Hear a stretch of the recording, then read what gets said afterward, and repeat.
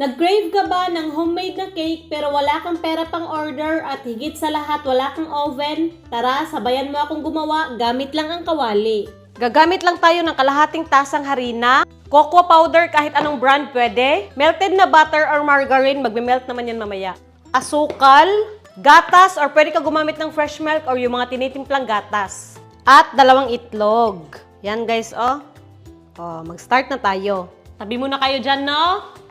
Sa bowl muna, ihalo natin ang harina. 1/2 cup ha. 6 na kutsarang cocoa powder. Asukal, tingnan nyo 1 cup pero hindi puno. Maglalagay rin ako ng baking powder para tumubo. Yung mga dry ingredients, haluin muna ng mabuti. Yan oh, halong-halo na. Yung melted butter or margarine, 4 na kutsara. Gatas, 1/2 cup. Sa ibang bowl, dito natin biyakin ang mga itlog, baka kasi may diferensya para hindi masayang yung ibang ingredients. Then, tsaka natin ihalo. Mix well, haluin ng mabuti in Tagalog, char. Kapoy, naghalo. May standing mixer ako dyan at may hand mixer ako pero hindi naman lahat meron kaya mano-mano tayo, no? Yan oh, okay na. Lutuin na natin yung cake. Kawali, hindi to akin, hiniram ko lang. Ibuhos na natin tong cake mixture. Cake. Loko na to guys. Okay. Guys, may mga chocolate ako dito. Lalagyan ko lang pero optional lang to ha. Pwede na wala. Kahit anong chocolate, kahit anong brand pwede. Yan na yung itsura oh. Wow, excited ako. Excited rin ba kayo? Char. Wala talaga akong nahanap na ibang pantakip, so gagawa natin ng paraan. Oh, okay.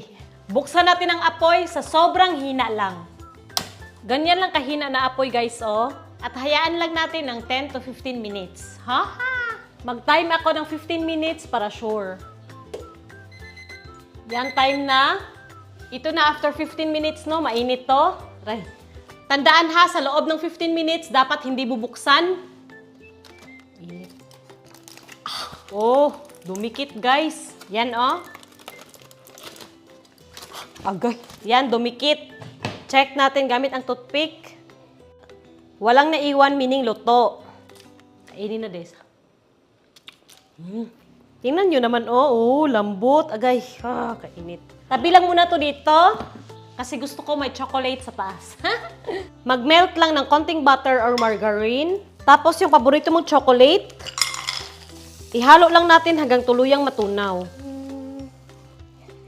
Ayan oh, tunaw na. Tapos ibuhos na natin sa ating chocolate cake sa kawali.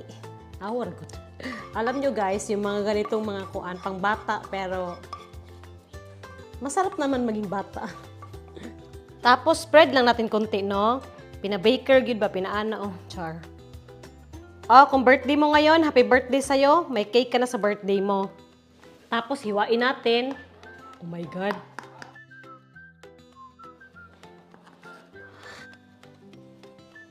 Yan guys, oh. Oh. Sana napasaya ko kayo. Up close, tanggalin natin yung chocolate. Oh, diva guys. Oh. Oh my God. Oh, yan sa loob guys, oh. Excited ako kainin. Grabe guys, talo si Red Ribbon. Char. Ito yung sa likod ng cake, hindi sunog. Basta siguraduhin lang na mahina talaga yung apoy.